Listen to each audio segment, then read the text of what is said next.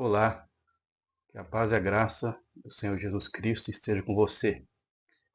Seja bem-vindo a este canal. Como eu prometi no início dos vídeos que eu comecei a postar nesse canal, que eu tinha o objetivo de estar postando também vídeos comentando a revista da Escola Bíblica das Assembleias de Deus, da CJADB, né? Que é as lições bíblicas da CPAD. Então, eu quero aqui começar a cumprir essa promessa e estarei então iniciando essa série de vídeos comentando esses estudos bíblicos desta revista. Por que dessa revista? Porque eu considero que no Brasil talvez seja a melhor ou uma das melhores revistas de estudo bíblico das igrejas evangélicas. Existem também outras revistas de outras denominações, mas até onde eu sei, até onde eu tenho conhecimento, a revista da CPAD é uma das melhores, se não a melhor, de estudo bíblico. E por quê? Porque como a Assembleia de Deus é a maior igreja evangélica do Brasil, e a CPAD é a editora oficial dela, então a CPAD tem um acervo de material de livros. Isso acaba facilitando na hora de você compor uma, uma revista como essa. Você tem um acervo, né? Você tem um, uma fonte para poder montar os seus estudos, montar uma revista como essa. Então, eu vou estar comentando essa lição de hoje nessa revista e as demais também que vão surgir aí. Por muito tempo, por algum tempo, eu fui professor de escola bíblica de adultos, né, das Assembleias de Deus. E sempre quando comentava, quando estava comentando as lições, quando me deparava com algum ponto que eu não concordava, aí eu procurava passar ali meio por cima, procurava não entrar, não concordando com aquilo, não procurava mostrar a minha posição, para não parecer, diante da denominação, que eu estaria me levantando contra. E assim passar muitos pontos, né, que talvez a gente se deparava ali, que não concordava com o comentarista, e eu deixava então de não comentar, apenas eu lia ali o trecho, apenas não comentava ali a questão. Mas como agora eu não tenho mais assim, não ministro mais lições bíblicas, então agora eu posso comentar sem isenção nenhuma aquilo que eu penso que seja o correto baseado na Bíblia. Então agora eu posso comentar sem nenhum tipo de peso na consciência, livremente. Então nessa série de vídeos nós vamos começar então a fazer comentários sobre as lições de cada final de semana, de cada domingo. Essa revista aqui, desse trimestre, chama-se As Promessas de Deus, né? Eu adquiri essa revista bem antes de começar a primeira lição. Eu tinha um plano de começar a comentar já da primeira lição, mas por vários contratempos e acabei pegando um resfriado muito forte, demorei me recuperar, então acabou passando os dias, passando as lições, eu não consegui comentá-las desde o início, desde a primeira. Mas hoje estarei comentando a de número 9, né? A lição de número 9, que é esta aqui, né? Que está agendada aqui para 1º de dezembro de 2024.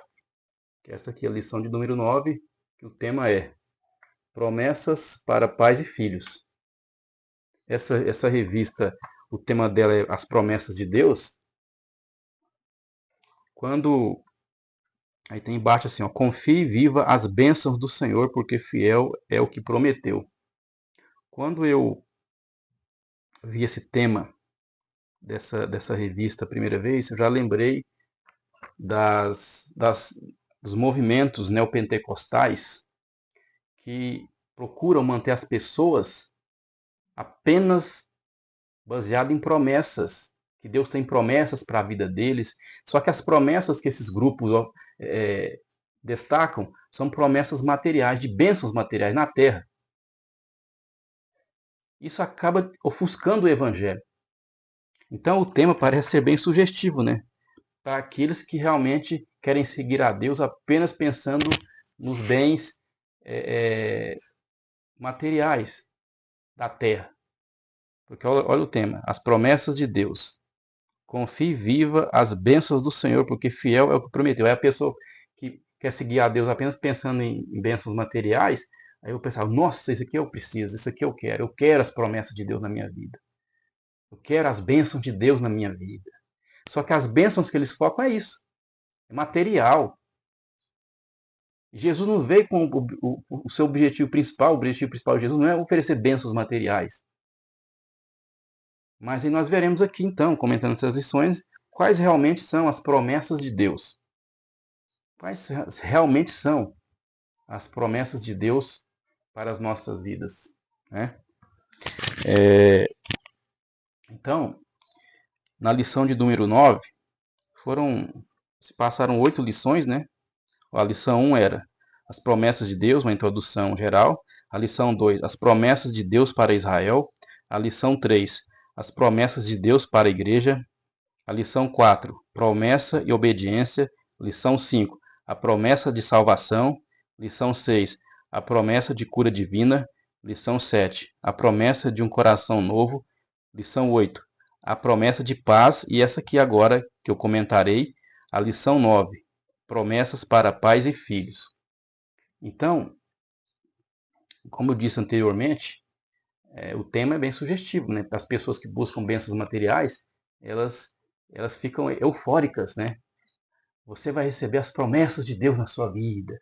A pessoa pensa apenas no bem material, ter um carro novo, ter uma grande casa, ter um grande trabalho, ter fama, ter riqueza, ser um super crente, como a teologia falsa do triunfalismo ensina. Mas nós vamos ver aqui quais realmente são as promessas de Deus. Porque quando eu me converti a Cristo, quando li a Bíblia e me converti, eu entendi as promessas de Deus na minha vida. Que Jesus tinha feito promessas aos seus discípulos, aqueles que creriam nele. Mas as promessas eram, dentre as principais, a principal era de vida eterna. Era de vida eterna. Era de vida na salvação, na eternidade, morando com Deus e com o Senhor Jesus. Então, nós vamos ver então as demais promessas que são fidedignas, né? Que são verídicas e que estão de acordo com a vontade de Deus. Lição 9. Promessas para pais e filhos. Aí tem aqui o texto áureo. Honra a teu pai e a tua mãe, porque é o primeiro mandamento com promessa, para que te vá bem e vivas muito tempo sobre a terra. Efésios 6, 2 e 3. Verdade prática. Entre os desafios e responsabilidades, o relacionamento entre pais e filhos deve ser de bênçãos e proteção. Então essa aqui é a verdade prática. Aí temos aqui a leitura bíblica em classe. São 2 textos, um trecho aqui do Salmo 127, versículos do 3 ao 5, e um trecho de Efésios, capítulo 6, do versículo do 1 ao 4. O Salmo 27, versos do 3 ao 5, diz assim: Eis que os filhos são herança do Senhor, e o fruto do ventre, o seu galardão. Como flechas na mão do valente, assim são os filhos da mocidade. Bem-aventurado o homem que enche deles a sua aljava. Não serão confundidos quando falarem com seus inimigos à porta. Efésios 6. Vós, filhos, sede obedientes aos vossos pais no Senhor, porque isto é justo. Honra a teu pai e a tua mãe, que é o primeiro mandamento com promessa, para que te vá bem e vivas muito tempo sobre a terra.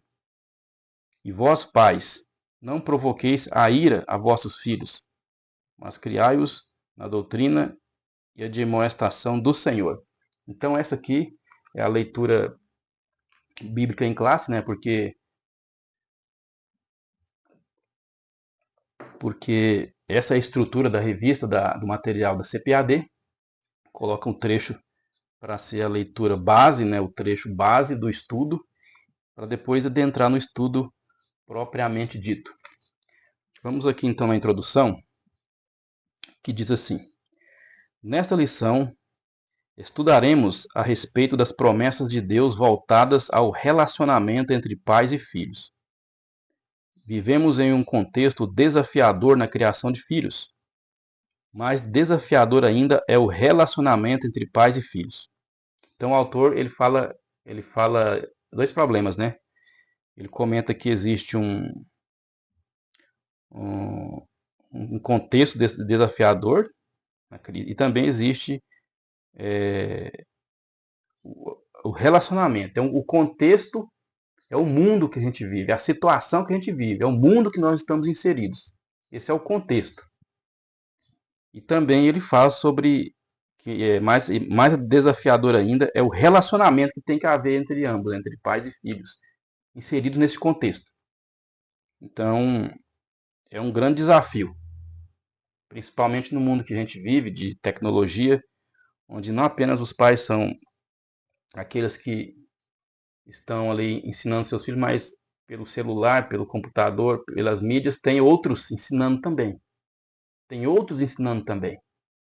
Então, realmente, o contexto é desafiador. Contudo, a palavra de Deus nos supre com preciosos ensinamentos em que pais e filhos podem desfrutar de uma relação de confiança e proteção na família, no lugar em que podemos usufruir das bênçãos de Deus.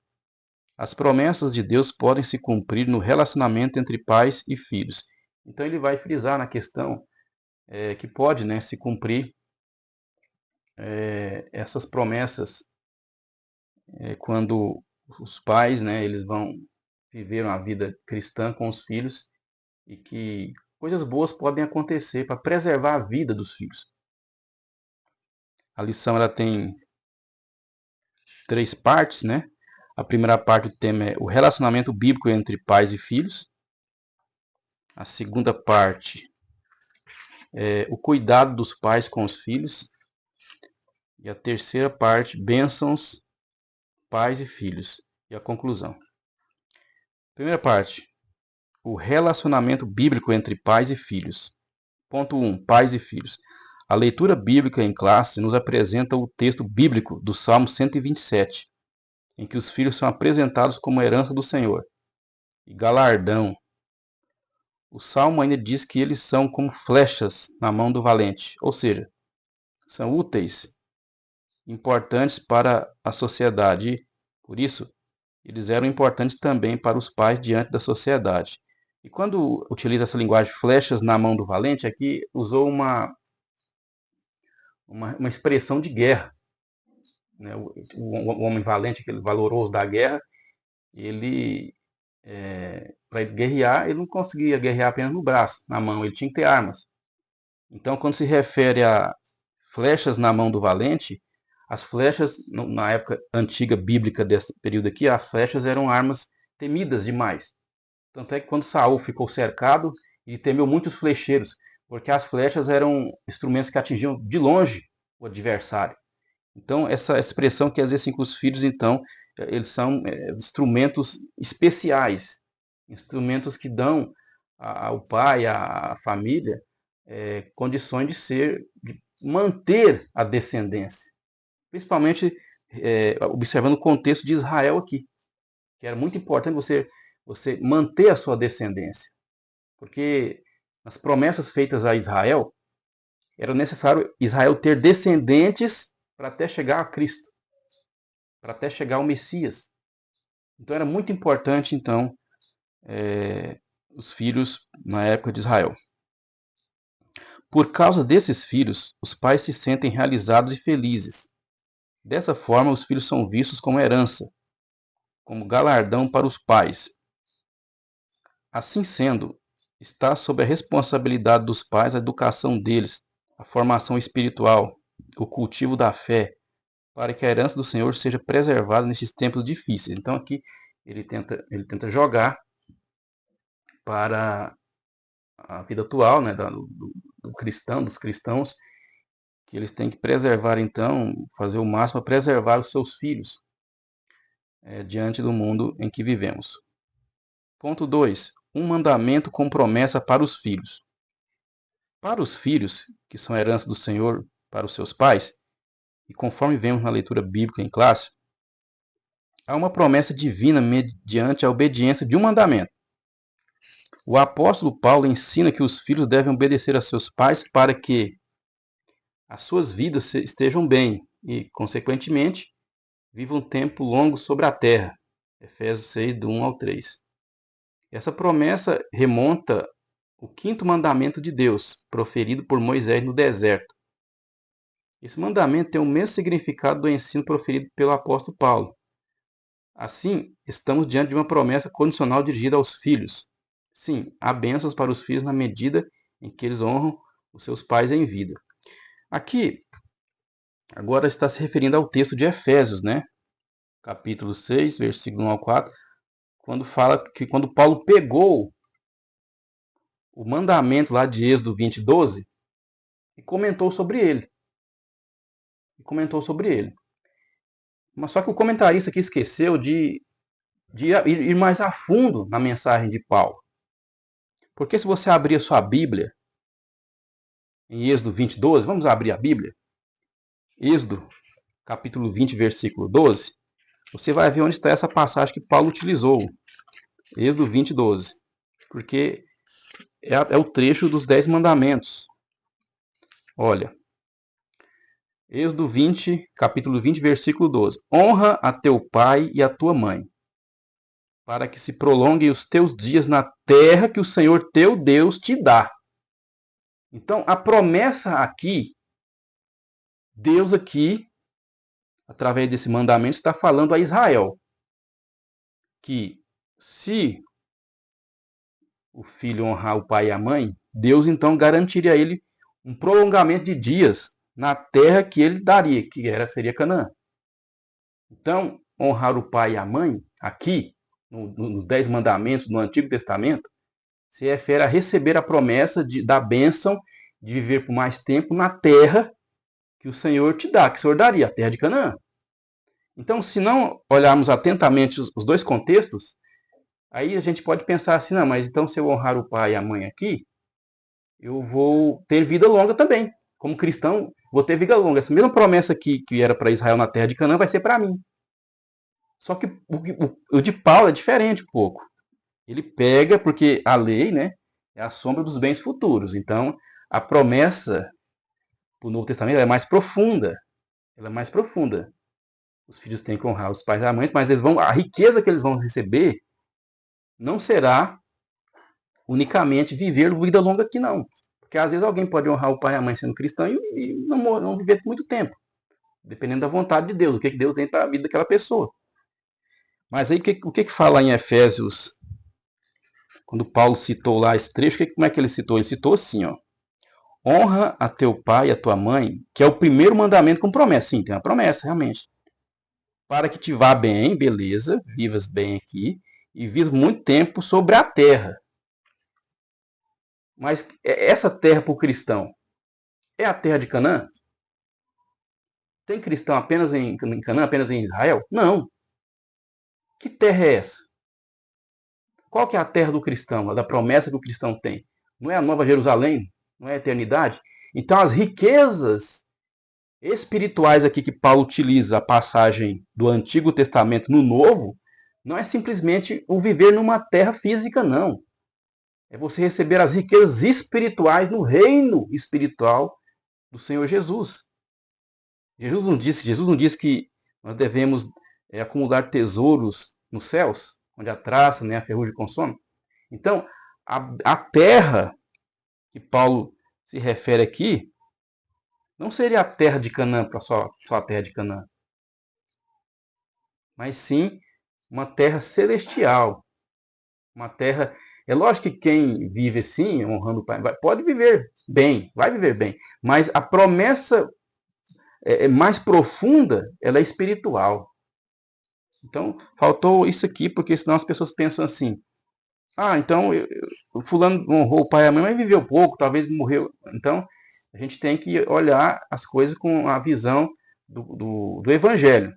Porque as promessas do Antigo Testamento, elas são aprofundadas no Novo Testamento. São aprofundadas. Você vai viver bem aqui, mas você vai reviver bem lá também. Você vai ter o seu depósito no reino espiritual do Senhor Jesus. Ponto 3. Mandamentos e bênçãos para os pais.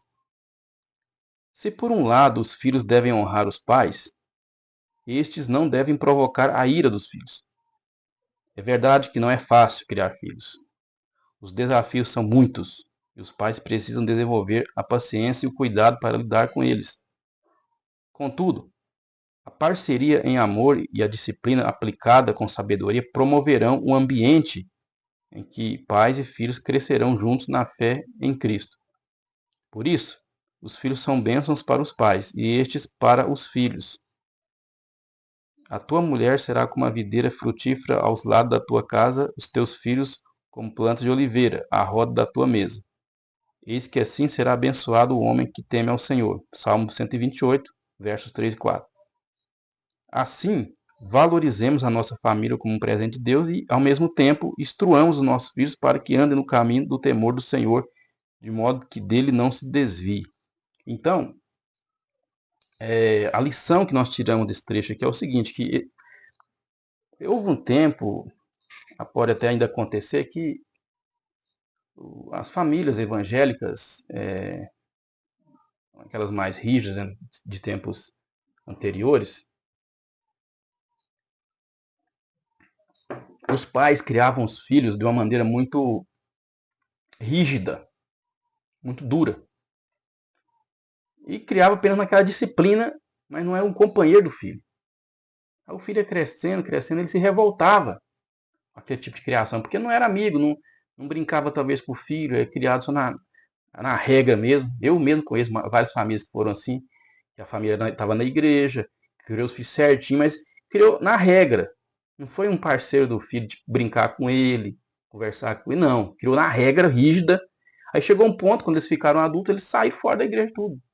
Saíram todos. Por quê? Porque não foi construída aquela amizade, não. Foi apenas na regra seca. Não é assim que as coisas funcionam. O próprio Jesus, quando andou com os apóstolos, ele mostrava o ensinamento, as regras, mas era amigo deles. Sofria com eles. Ria com eles. Então, tem que se olhar o modelo de Jesus. Porque se você criar apenas na regra bruta, sem ser um amigo, sem brincar, sem fazer alguma coisa diferente, vai ficar pode se revoltar. Pode se revoltar. E eu vi muitos casos assim. Eu vi. Eu estou falando do que eu vi. Do que eu já presenciei. Então, tem que ter esse equilíbrio, né? Tem que ter esse equilíbrio entre a regra e o amor. Tem que ter esse equilíbrio. Vamos então entrar aqui na segunda parte da lição, o cuidado dos pais com os filhos. Ponto 1. Cultivando o ensino da palavra de Deus. Vimos que os filhos têm responsabilidade para com os pais, conforme os textos bíblicos estudados. Todavia, sabemos que os pais também têm responsabilidades com os filhos. Nesse aspecto, uma dessas maiores responsabilidades é a de cultivar o ensino da palavra de Deus na família. Isso é a base para a formação espiritual, moral, emocional e social dos nossos filhos. Além desse ensino ser cultivado no lar, cabe aos pais o incentivo e o estímulo de levar os filhos à igreja local, encorajando-os a participar das reuniões de cultos e estudos bíblicos, como a escola dominical e o culto de ensino da palavra. Quando isso acontece, a igreja passa a ser a extensão do lar e a extensão da igreja local. Lembremos do que o salmista escreveu: alegrei-me quando me disseram, vamos à casa do Senhor. Assim, os nossos filhos terão um ambiente adequado para experimentar as promessas de Deus. Então, existe essa necessidade do envolvimento nas coisas de Deus. Do envolvimento nas coisas de Deus. Para que o filho cresça, né, naquele ambiente. Tanto é que, só que o maior exemplo que você pode dar é com a sua vida. Não adianta você chegar na igreja e falar palavras bonitas, mas você não é um exemplo. Não adianta.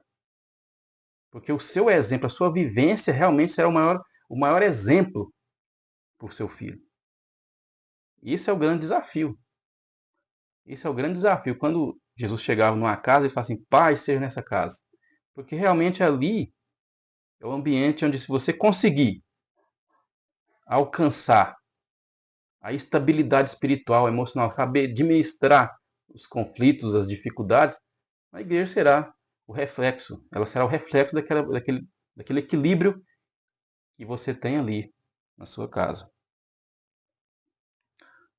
2.2. Prioridades na vida familiar. Segundo a palavra de Deus, para cuidar da igreja é preciso que o obreiro cuide bem da sua família. Embora os textos bíblicos que falem sobre esse assunto tenham como público-alvo os candidatos ao ministério, que é o caso aqui, Timóteo e Tito, é evidente que Deus espera que todos os pais cristãos tenham o devido cuidado e atenção com a sua família. Por isso, se pudéssemos estabelecer uma hierarquia de prioridades na vida do cristão, faríamos assim: 1. O cônjuge, em primeiro lugar. 2. Os filhos. 3. A igreja local. É o que o comentarista está estabelecendo. Assim, quando a nossa família está bem cuidada, consequentemente teremos uma igreja bem assistida. Já vi um caso de uma pessoa que começou a pregar, e pregava de igreja, e deixou sua família lá, jogada lá na sua casa, na sua cidade. E chegou um ponto que separou, porque o homem só vivia pregando, e a família desassistida lá. Chegou um ponto que acabou a família. Então, deve-se estabelecer as prioridades, né? Você não pode também abandonar as pessoas que estão com você. 3. Disciplina e estímulos aos filhos.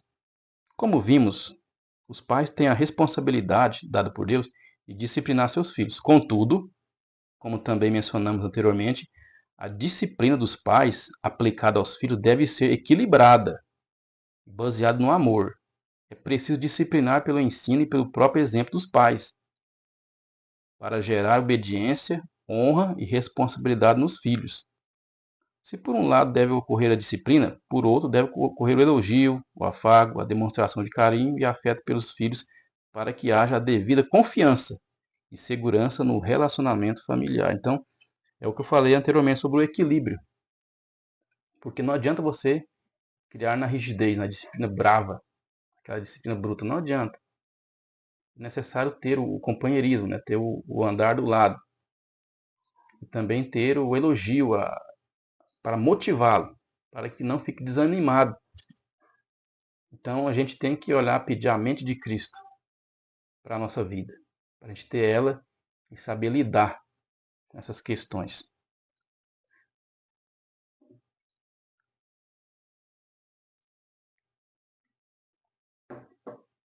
Cheguei aqui então à terceira e última parte da nossa lição, que tem como tema bênçãos, pais e filhos. Primeiro, bênçãos para a posteridade. Há promessas na Bíblia que trazem consigo bênçãos espirituais de Deus para os filhos. Em Isaías, vemos uma promessa do derramamento do Espírito, bem como as bênçãos de Deus sobre a posteridade de Israel. Em Joel, vossos filhos e vossas filhas profetizarão. Em Atos dos Apóstolos, apóstolo Pedro diz que a promessa diz respeito a vossos filhos e a todos que estão de longe, tanto quanto Deus, o nosso Senhor, chamar. Nesse sentido, há promessa de uma vida imersa no Espírito Santo para os nossos filhos. Há promessas de bênçãos espirituais sem medidas para que os nossos filhos desfrutem da presença de Deus. É uma promessa divina, mediante o Espírito, para que para os nossos filhos. Portanto, ore para que sua filha receba o batismo no Espírito Santo. É uma promessa divina para a vida dele. Então aqui o autor não deixa de puxar uma questão para a bandeira da igreja, né? Porque como a Assembleia de Deus é de origem pentecostal, e eles foram estabelecidos com base no batismo no Espírito Santo, com a evidência inicial de falar em outras línguas. Então, ele não deixa de puxar uma farinha para o lado da igreja dele. Porque, com relação ao batismo no Espírito Santo, existem muitas polêmicas. Porque na doutrina pentecostal assembleiana, só é batizado no Espírito Santo quem inicialmente falou em língua estranha. É isso aí que é estabelecido. Eles não creem em outro tipo de batismo, a não ser que tenha essa evidência inicial. Mas na Bíblia, nós vemos que tem outras evidências. Tem outras evidências. Então, o batismo no Espírito Santo, ele ocorrerá. De uma forma ou de outra, ele vai acontecer. Ele vai acontecer. Por exemplo, ele está dizendo aqui para orar, né, para que isso aconteça. Mas tem casos no livro de Atos que ninguém orou, que receberam o batismo do Espírito Santo, como aqueles que Pedro pregou lá, os gentios. Eles nem sabiam o que era isso. Desceu para eles. Então, esse é um fenômeno sobrenatural. Não adianta o ser humano querer, às vezes, sistematizá-lo, que é só assim que acontece, porque ele é um milagre. E milagres é difícil de explicar sistematicamente. Milagres são difíceis de se explicar sistematicamente. Ponto 2. Família. Lugar onde os filhos devem ser abençoados.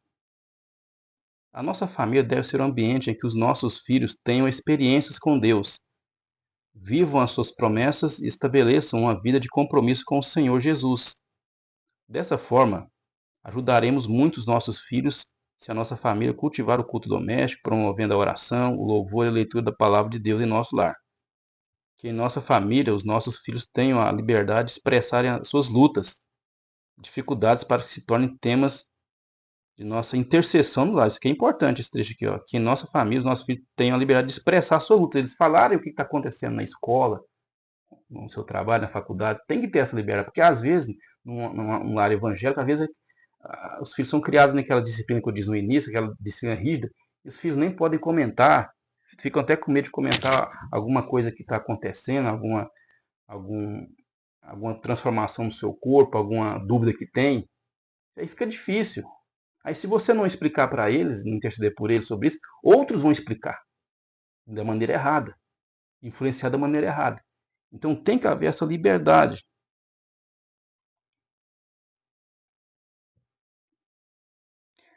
Que em nossa família, os nossos filhos tenham a liberdade de expressarem suas lutas e dificuldades, para que se tornem temas de nossa intercessão no lar.